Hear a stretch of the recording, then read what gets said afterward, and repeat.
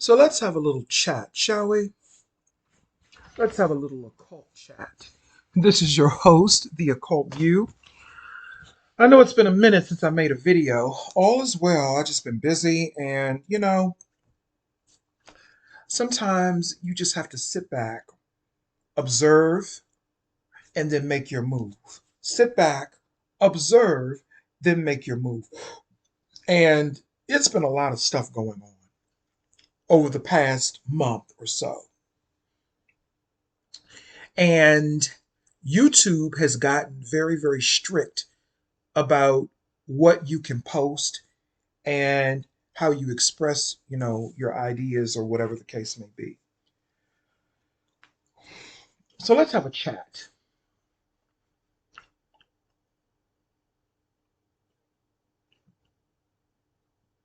I was talking to spirit, and when I say spirit, I'm talking to my own spirit, not any spirits out there.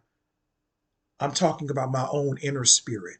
You know, the spirit that the God consciousness, rather the Christ consciousness gives you the discernment to understand. And when I say Christ consciousness, let me be clear, I'm not talking about religion. Okay, I'm talking about the real Christ consciousness. But that's neither here nor there. I was having a conversation with Spirit, and Spirit shared something with me. It said, you're either going to live in one or two realities. You're either going to live in an imperfect, meaning not perfect, but I'm going to use the term, you're going to either live in an imperfect heaven or a perfect hell. Or rather, you will live in the imperfect heaven or the perfect hell. Now, I want people to take that and I want you to really listen to that and really understand what I'm saying when I say that.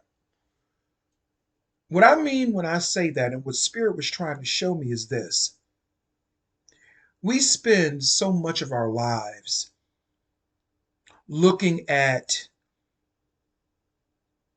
the so called heaven that other people may be living in their lives, specifically in Hollywood and on YouTube, and people who appear to have more, right? You get what I'm saying? But in actuality, when you really follow everything that happens to a lot of these people who live in these so called heavens, they're really living in a perfect hell.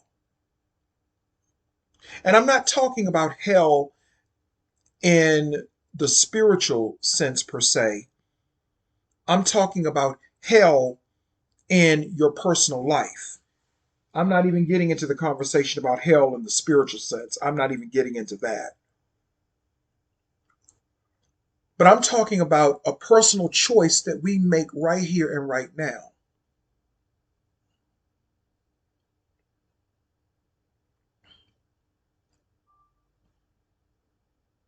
We make a personal choice to live in the perfect hell or an imperfect heaven. Heaven is not perfect. Heaven is not easy. Heaven has its highs, it has its lows. But one thing for certain about heaven, you can always find a grain of hope. You can always find something to, and when I say hope, I don't mean in the stringing along effect of saying, oh, there's always hope. Oh, there's hope. I don't mean in that stringing along effect that politicians use to manipulate people with neurolinguistics. I'm not talking about that. I'm talking about when you live in the imperfect heaven. Yes, it may not be the best place that you're living in. Yes, the people around you may be crazy. Yes, the people around you may not be the best people. But you know what? You got a roof over your head. You have enough food on your table. You are surrounded by enough people that do love you. And yes, there are many good times to be had. It's an imperfect heaven. You know, there's an old spiritual saying that there are two roads. There's the crooked path and there's the straight path. The crooked path is the one that most people avoid because it's crooked and it's hard. You get what I'm saying? And this isn't, and you don't have to take this literally, but I'm just trying to give you an understanding of what I'm saying and what Spirit showed me. You can either take the crooked path to the imperfect heaven, or you can take the straight path to a perfect hell. Because most people that are in their perfect hell, a lot of them don't understand why they are riddled with anxiety. They don't understand why they're riddled with depression. They don't understand, even though they have the 6 bedroom house and all of the money, they have all of these things, but they can't get along with their husband, or they can't get along with their wife, or their husband is cheating on them, or their wife is cheating on them. They don't understand why their kids are on drugs. You gave them the best education. You gave them everything that they wanted. You gave them all of the love that you could have given them. But you're living in a perfect hell. And the perfect hell is designed to make you think that you're not living in hell. The beautiful home, the beautiful, what do they call it? Couture, the beautiful flowers, the beautiful scenery. You have all of these things. Everything is perfect, but it's hell because inside of you, you don't have any peace. You don't have any peace. You don't have anyone to reach out to as a friend. You have no connection to spirit. So if there's not a friend around, that's that which resides in you, which is formless, which has no form, which has no a physical being to it. That's what you're supposed to draw on when you don't have a person around you to lean on, but people don't even know how to do that anymore. That is why a lot of people who spend a lot of time alone, we are spiritual warriors. People that spend time alone by themselves and can withstand that, we are the spiritual warriors. I'm not talking about being lonely and deprived because you have to define things for stupid, dumb motherfuckers, because people are stupid, slow, and delayed. You have to define things for people. We're not talking about being lonely and being an isolated, socially inept introvert. We're not talking about that. We're talking about being able to stand alone in your imperfect heaven, being able to commune with spirit when there's no one else around you, being able to rely on your spirit, not other spirits, but your spirit, being able to rely on that, not rely on fake conscious occultists, not rely on fake spiritualists, not rely on fake friends or fake family members, but being able to rely on that which resides in you. And I know it's challenging because I still have challenges with it. If you're telling yourself the truth. But see, people don't tell the fucking truth. Motherfuckers will laugh and grin up in your face and live in your house and pretend that they're your friend. They'll pretend that they're your girlfriend. They'll pretend that they're your husband while plotting your demise. While plotting your demise. See, I've walked that road. I've walked through the valley of the shadow of death.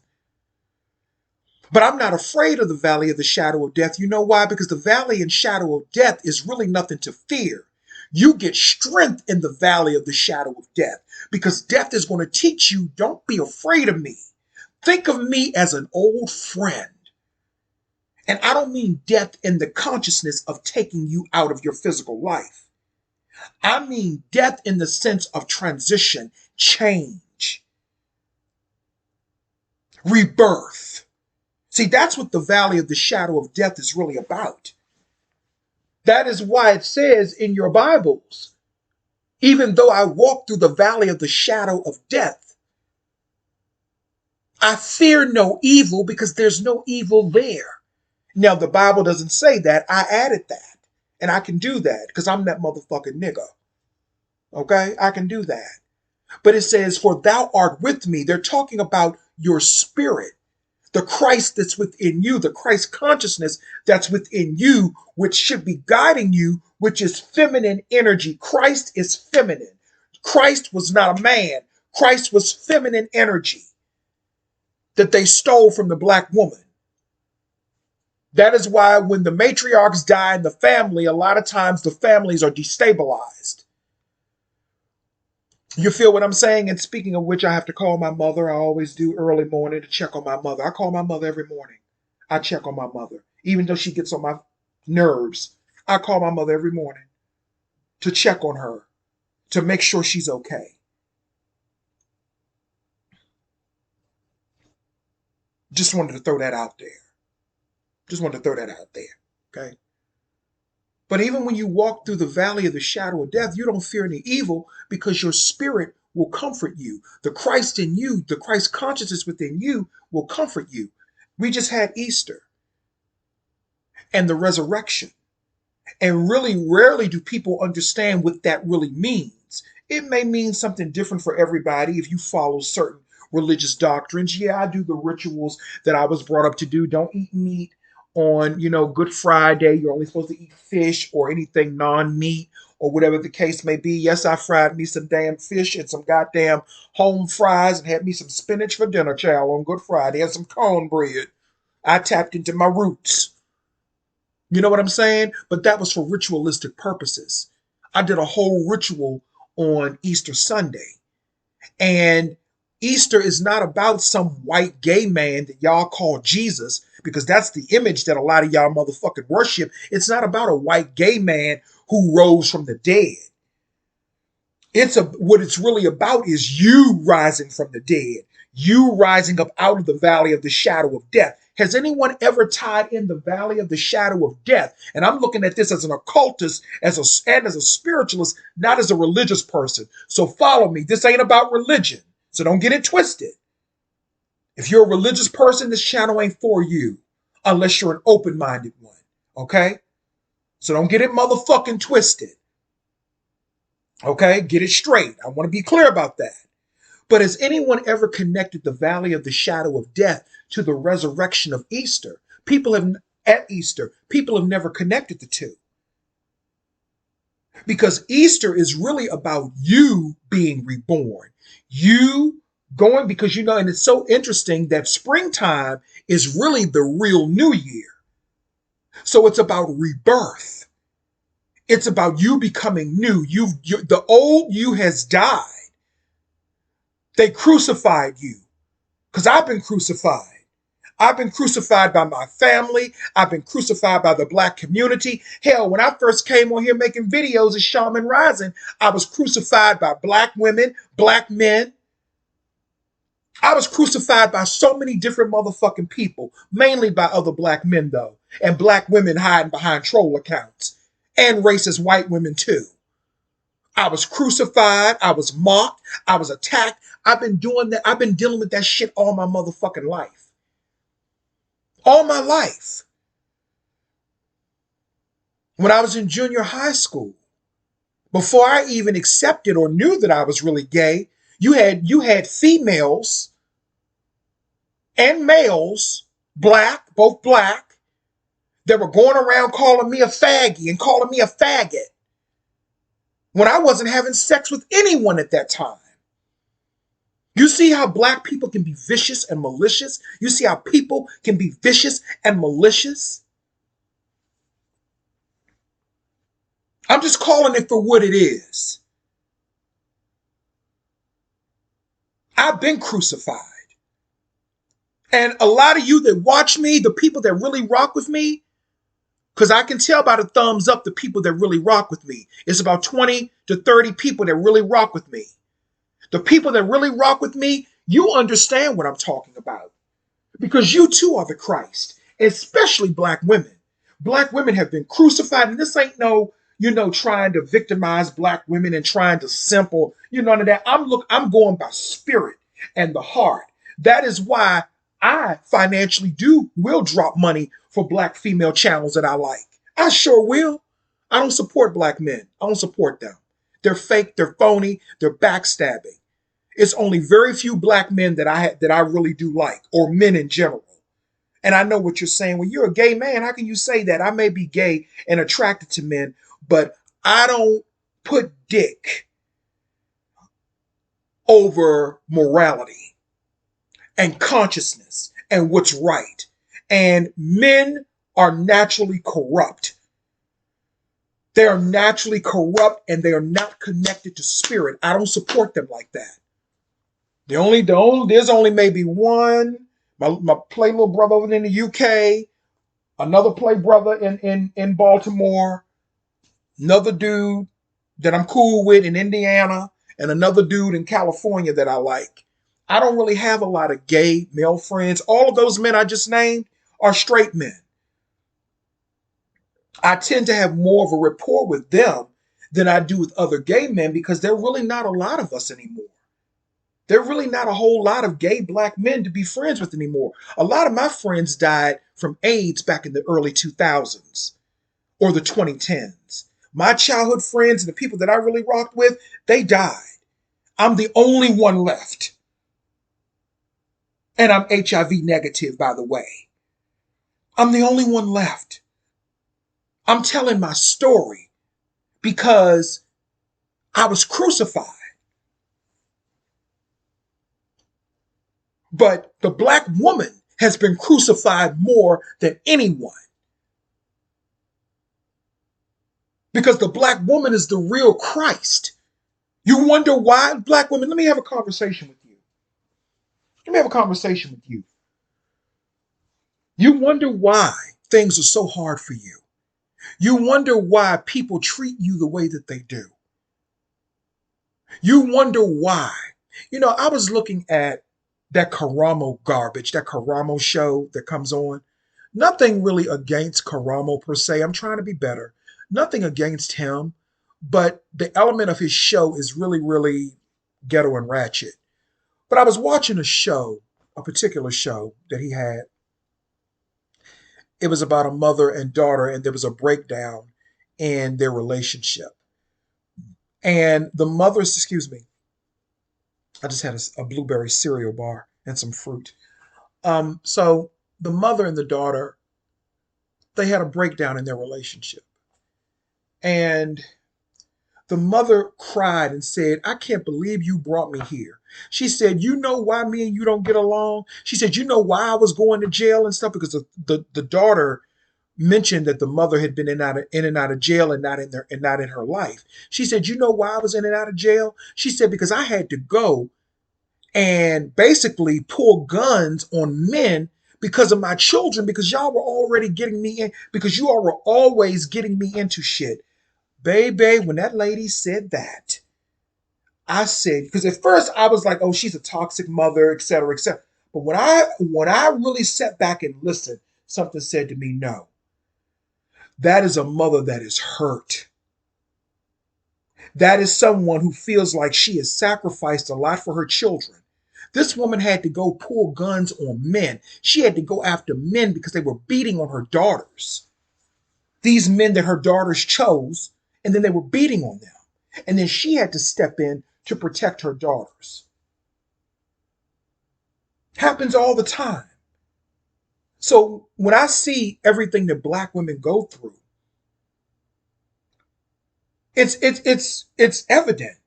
Black women are the Christ. Black women have been crucified. They have been victimized. They've been attacked. They have been silenced.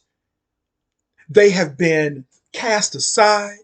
They have been castrated spiritually. They've been castrated physically. They are abused. They are misused. They are murdered. Anytime a black woman has anything to say, she's attacked. She's harmed. And I'm talking about the decent black women. I'm not talking about the ones who are on the other side. I'm not talking about the ones who are on that side over there. And I'm going to call that the left door. I ain't talking about the ones on the left. I'm talking about the ones who stand at the right. The ones who really inhabit that Christ consciousness. And sometimes it may come off as attitude, but I'm learning more and more it ain't attitude, that's love. Sometimes black women may cuss your motherfucking ass out. They may have to get you straight. Plenty of black women that had to get me straight on some things. Not necessarily always cussing me out, but they had to get me straight and say, if they're right, they're right. And I'm going to shut up and listen. If they're trying to have a conversation with me, I'm not going to get upset because their voice raises an octave, like a lot of black men do. Because I understand that it's no harm. It's no harm. Like you always say, be a man and listen. I'm not talking about somebody trying to violate your manhood or trying to degrade you or humiliate you or emasculate you. That will not be tolerated, of course. But black women are the Christ. And black women are constantly crucified. The feminine energy, which the black woman is the embodiment of, has been crucified. It has been destabilized. There is an imbalance within the feminine energy on this planet. And I talked about that years ago.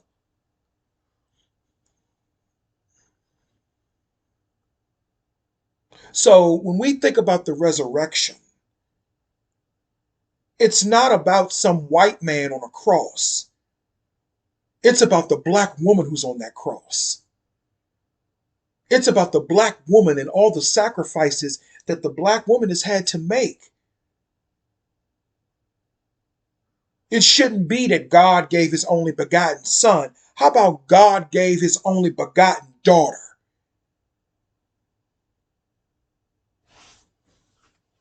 How about that? I know people ain't ready for that though. That's a little too much. Oh, how could you change the scripture like that? The scripture is allegories. It's not literal. And if you have a good spiritual eye, you know that Christ's energy is feminine energy. Because there were even some rumblings back in the day from the people that I knew who studied who were scholars of the Bible and stuff like that. And they weren't religious, they were just scholars. See, there's a difference. There was even some rumblings that there was even some suggestion that maybe Jesus himself could have been homosexual, but that's not what it was. It's just that Christ's energy is feminine energy because the real Christ was Mary Magdalene. That was the real Christ. How about Jesus and Mary Magdalene were really the same person? And I learned that from a black woman scholar, occultist, and powerful motherfucking spiritualist. All this time we thought Medusa was a motherfucking female. Medusa is a whole fucking dude. Medusa is a whole fucking dude. And this very same spiritualist enlightened people's eyes on that. And then you have all of these motherfucking conscious so-called niggas. All of these so-called, I'm the occultist of the occultists. I'm a this and I'm a that. You got all of these motherfucking niggas. I admit, I didn't know that. I didn't catch that spiritual tea that Medusa is really a whole dude. But then they wanted to intertwine it into, and if you notice, they intertwined the Medusa energy with feminine energy, and they tried to make it seem like, oh, this is the primordial state of the black woman. No, no, no, no, no. That's masculine energy. That's Medusa.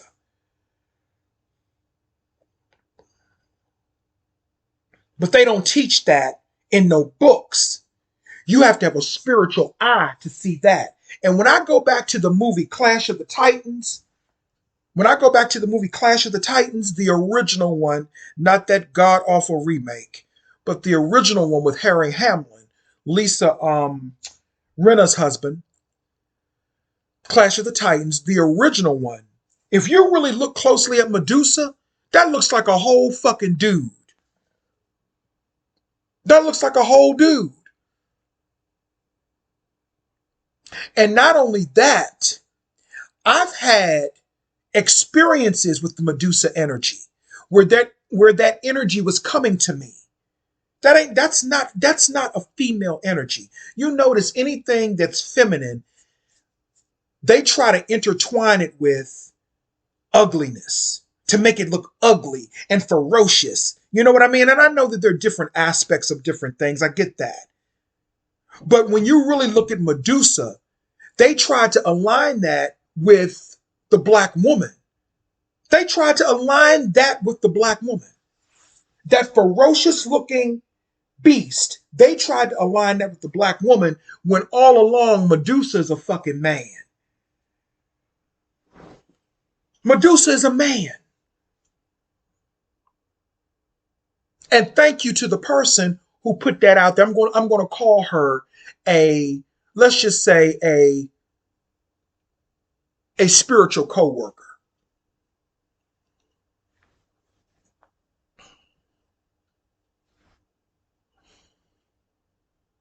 But they lied and said that Medusa was a woman. And all these so-called scholars and all these other motherfucking people, you talk to this spirit, you talk to that spirit. I should have known when I was possessed by the Medusa energy. Let's just say that. I'm going to say it that way. When I was possessed by the Medusa energy, I could not understand why would this energy be possessing me. That's because it's masculine. And Medusa aligns more so with gay men, gay black men. Let me just say it that way. So when that energy possessed me and I was going out of my body with that energy into other dimensions, some little girl came up to me in another dimension. I was standing outside this house and I was talking to this little girl. This was in another dimension now. I know a lot of y'all ain't ready for this, but this is what I do. I'm the occult view because I'm a real motherfucking spiritualist. This is what I do. Okay? There's no bibbity bobbity boo. This is what I do. No bibbity bobbity boo. Okay? I was in another dimension and this little girl said to me, she said, "You're beautiful." She said, "But you have on an ugly wig with snakes." That was a so-called dream that I had.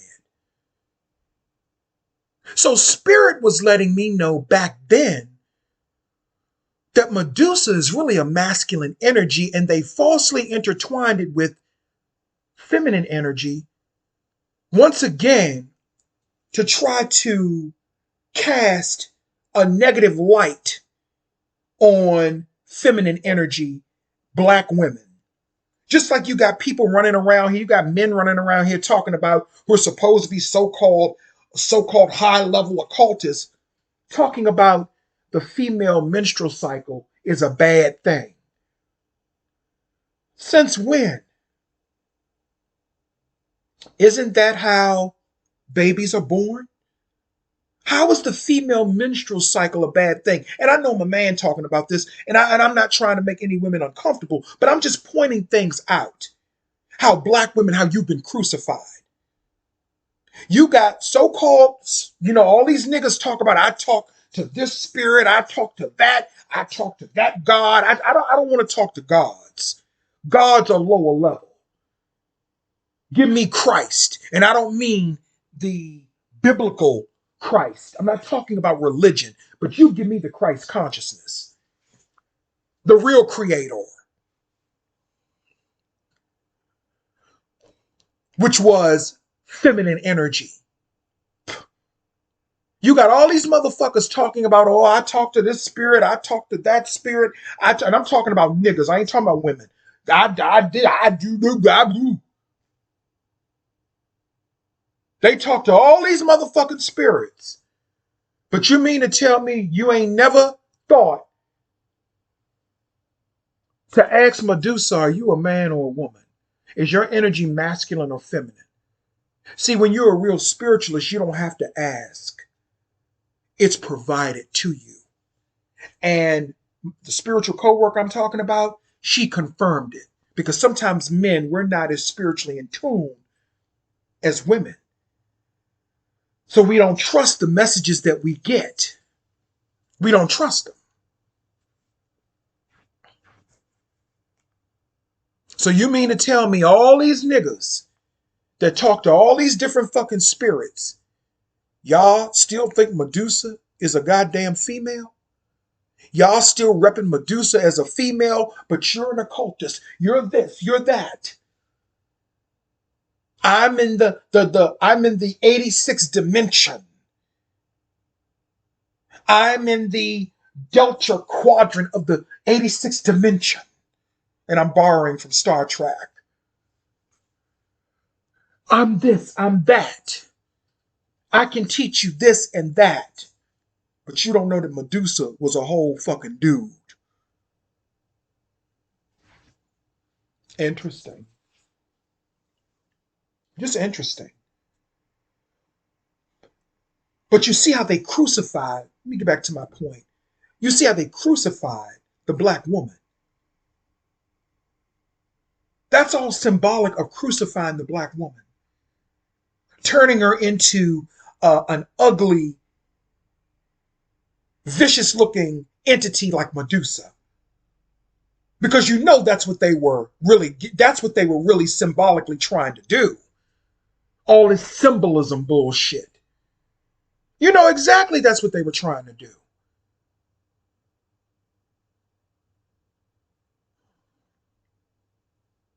So you've been crucified. The black woman is constantly crucified. And some black women are complicit in their own crucifixion. They sacrifice themselves unnecessarily for men who don't fucking deserve it, like my grandmother did.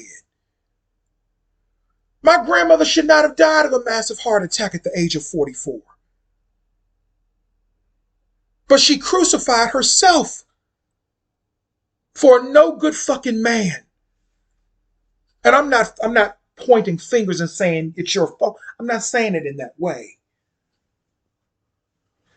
Not like that. I'm simply saying that black women, you got to take care of yourselves because you have people out here who continuously crucify you. Easter was about you. It's not about no white man. That's about you. That's about your resurrection. That's about you being crucified and being reborn. So I did my rituals Sunday. I'm not going to tell people what I did exactly. That's my personal business.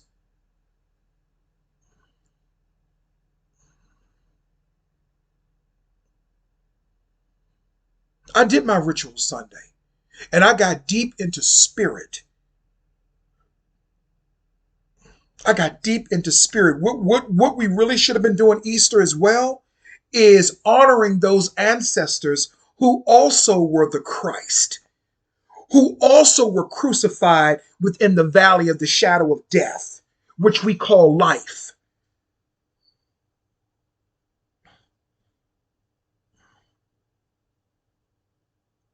We should have been honoring those ancestors. I'll give you that tidbit.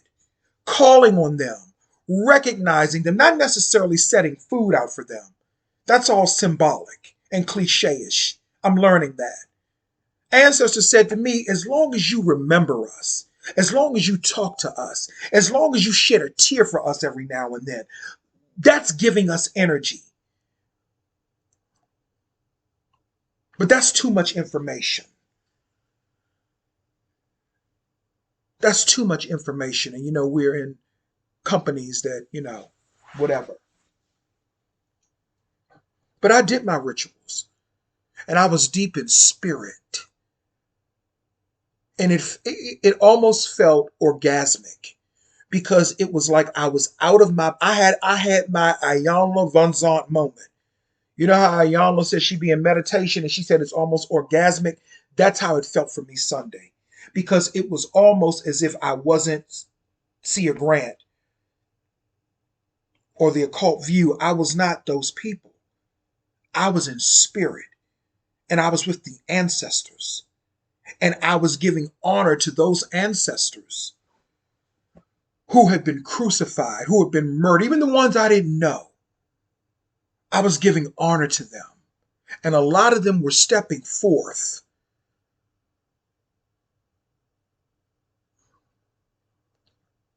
That was my Easter. And to me, that's the real meaning of Easter. You, your ancestors, and your own personal resurrection.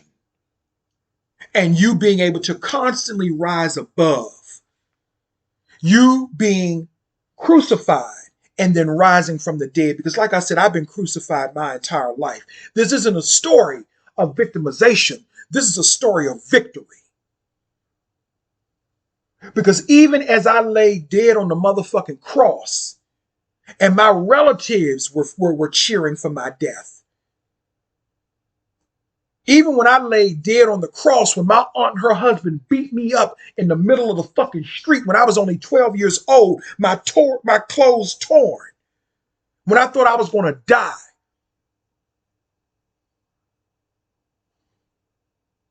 Even when all that shit was going on, as Maya Angelou said, I still rise. When I was crucified on that cross, and when I say cross, I'm talking symbolically. When I was crucified on that cross, when my family treated me like shit, friends, so-called friends, treated me like shit, talked behind my back, backstabbed me, front stabbed me, mocked me, wished for my motherfucking failure. But guess what? Like Freddy Krueger and Jason, I'm still fucking here. That's spirit sustaining me. That is spirit. Like I said, people will laugh and grin in your face. They will make you think that they're your friend, especially other men, but women too. They will laugh and grin in your motherfucking face, and they will be plotting your demise all at the same time. Now, I genuinely think that the disagreement that I had with those conscious niggas over there, it was a misunderstanding and a disagreement. But because a lot of them are retarded, let me just say it that way, because they're retarded and a lot of them don't have coping social skills. And because a lot of them, their frontal lobes are underdeveloped, they don't know how to make things right with a person who is operating at an optimal level above their frequency. And that person would be me. So I can't be mad at those people because you have to go with what Christ said. Forgive them for they not know what they do. And those retarded motherfuckers really don't know what they do. They don't. And people can take that as me being sarcastic, but that's just how I talk. But I mean that sincerely. So you can't be mad at people because they're not operating on an optimal frequency as you are. What you have to do is you have to accept it, observe it, accept it, and move on. And you can either wish them peace or you can wish them chaos. Personally, it's up to you. Ain't good, it ain't bad, it's up to you. Because I believe in justice. I believe in justice. And to me, justice goes further than revenge. See, revenge is limited. Justice is eternal. Revenge is immortal. And an immortal person can still die. But an eternal person can never die. Eternity and immortality, being eternal. I'm eternal. I'm not immortal. See, an immortal is someone who was once mortal and became immortal, just like Marie Laveau in American Horror Story. Remember, they thought she couldn't die because she was immortal. She wasn't eternal. They were still able to kill her in American Horror Story. But the real Marie Laveau is eternal. Let me just say that, in my humble opinion.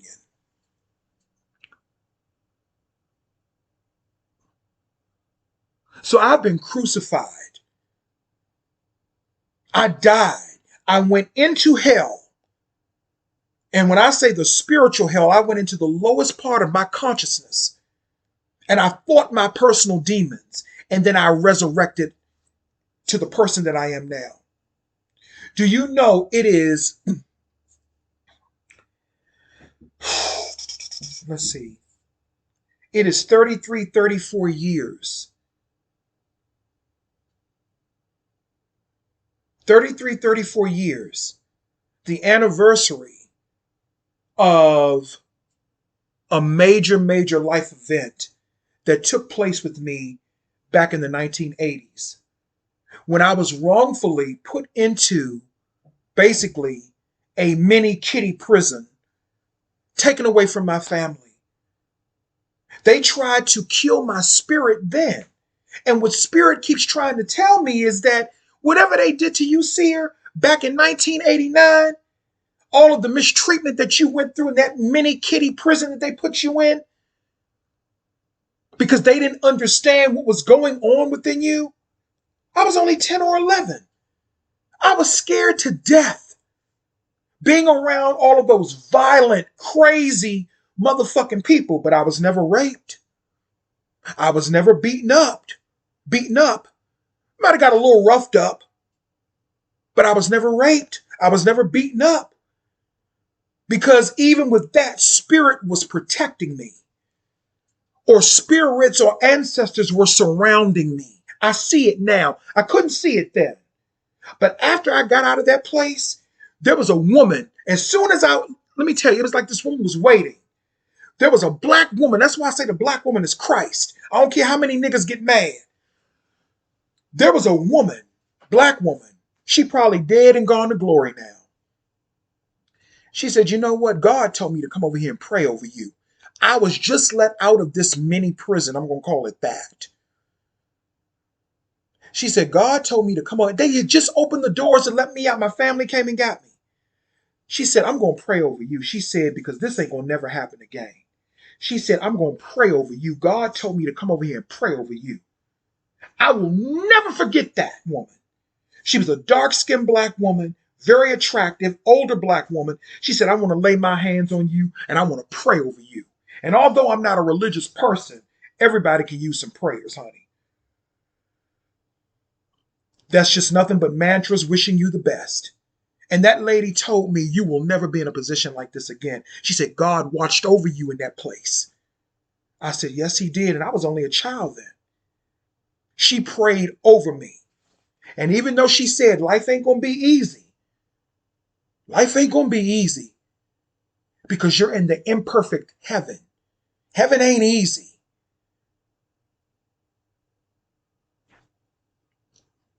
Heaven is not easy, and the perfect hell is not peaceful. And a lot of people are living in a perfect hell. Just look out there in Hollywood. A lot of them are living in a perfect hell. They are. They have everything financially, but they don't have spirit. And if you don't have spirit, you don't have peace. It's okay sometimes to not feel well. It's okay sometimes to be depressed about what's going on in the world. It's okay sometimes to be angry. It's okay sometimes to feel like you're not good enough. It's okay. You're human. You're having a human experience. And I stress that so many times. You may not feel good enough, but know that you are. Know that you are. You are good enough. You may not have the perfect shape. You may not have the most beautiful, aesthetically beautiful face. So what? You're alive. You can breathe. You're powerful. You is kind, you's impotent, and you is special. That's that line from the Help. But truthfully, that's a mantra. And truthfully, that is what black parents should be saying to their younger children. Opposed to the other things. That was part of my resurrection too, and that happened around Easter time when I was put in that mini prison over some bullshit, over some behavioral problems that I was having because my grandmother died unexpectedly, leaving me with this dysfunctional fucking family that I was in. And once she died, my aunts and uncles started moving differently.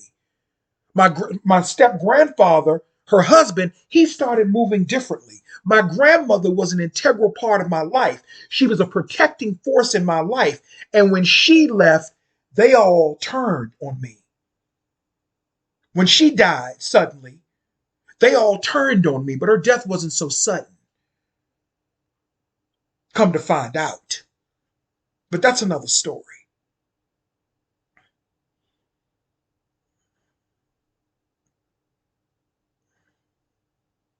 They all turned on me.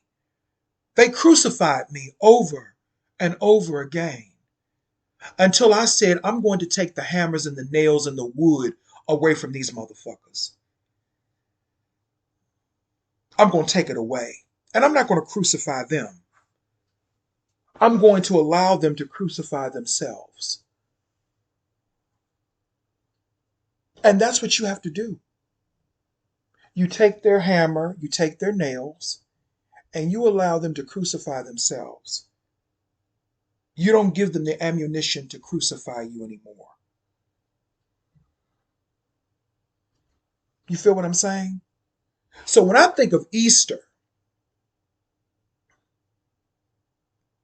I think of my resurrection, my crucifixion, as being an embodiment of the Christ that's within me, which is the Spirit.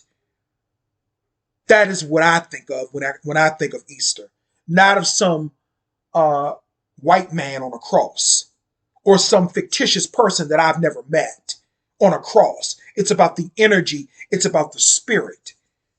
The story of Christ is telling the story of our spirit and our struggles as human beings when we come into the flesh. You think Christ didn't have struggles? You don't think she had struggles? Come on now. And on a side note, Clarence Thomas, he in some bull. He getting got himself into some bullshit. Isn't it obvious? Let me just on a side note, isn't it obvious? He was fucking that white man. He was fucking him. But another video for another story, for another day. But he was fucking that white man. That's why that white man was giving him all that motherfucking money and all that bullshit. He was fucking him. They were lovers, allegedly. You think Clarence Thomas don't mess with men on the low? Of course he does. A lot of black men like him do. They just don't like other black men. They like white men, and I ain't knocking them for it. Shit, I wish I could find me a rich white man to give me all his goddamn money. Shit, I wish I could. Shit, I wish I had me a rich white man giving me $500,000, sending me on exotic trips on expensive yachts, and but he got to be fine. He got to be fine, honey. He can't be no regular white boy. He got to be fine, child. He got to be fine. He got to be between 35 and maybe 50. Okay? He got to come from old money, and they have to like black people. They have to like gay black men, child. Okay? And he has to be a Republican or a conservative. I don't fuck with liberals. I don't like them. Liberals are some of the most horrible, especially when I listen to people talk about the left. The Republicans, most of the ones I've ran into have been very kind and they've been very tolerable. They have their beliefs, but liberals, especially black liberal Democrats, they are nasty. They're homophobic. They hate women, especially black women. They hate single mothers. They are hateful. They are hateful motherfucking people. And I don't give a fuck who that offends. Just my experience. But anyway, I just wanted to come through and just talk for a minute because I have not talked in a minute. It's been a couple of weeks since I've last talked. And I just wanted to come through. I hope everyone had a wonderful Easter, whatever you did, however you get down, whatever, you know what I mean? But